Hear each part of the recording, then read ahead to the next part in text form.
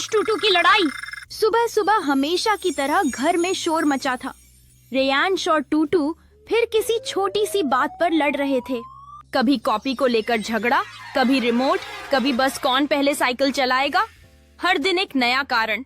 Alice हर बार चुपचाप बैठा सब देखता, जैसे सोच रहा हो कि ये दोनों कब समझेंगे। शाम को दोनों सिटी पार्क गए। कुछ देर तक सब अच्छा चला, पर फिर झगड़ा शुरू। टूटू को गुब्बारा चाहिए था, रेयांश को पॉपकॉर्न। रेयांश बोला, पहले मैं खरीदूंगा।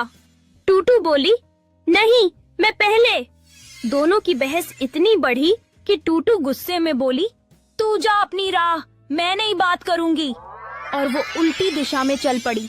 रेयांश ने भी गुस्से में कहा, ठीक है मत आना मेरे पीछे। और वो दूसरी ओर निकल गया। कुछ देर बाद जब दोनों का गुस्सा ठंडा हुआ, उन्होंने चारों तरफ देखा। न मम्मी पापा, न पार्क का वो हिस्सा जो पहचान में आता था। दोनों अलग अलग जगहों पर खो गए थे।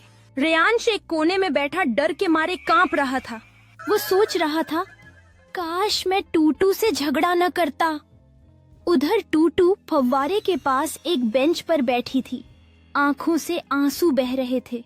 उसे याद आया कैसे रेयांश हमेशा उसका हाथ पकड़ता था जब सड़क पार करनी होती थी।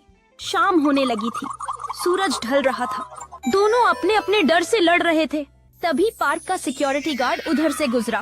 वो पहले टूटू को देखता है, पूछता है, बेटा नाम क्या है? वो बोली, टूटू, मैं अपने भाई से बिछड़ गई हूँ।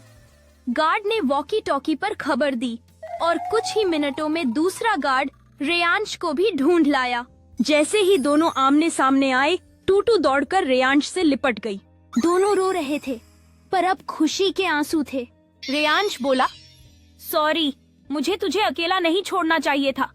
टूटू ने कहा, मुझे भी सॉरी, अब कभी झगड़ा नहीं करेंगे। उस दिन के बाद रेयांश और टूटू में झगड़े तो हुए, पर अब दोनों कभी अलग नहीं होते थे, क्योंकि उन्होंने उस दिन सीखा था, प्यार और साथ यही घर का रास्ता दिखाते हैं।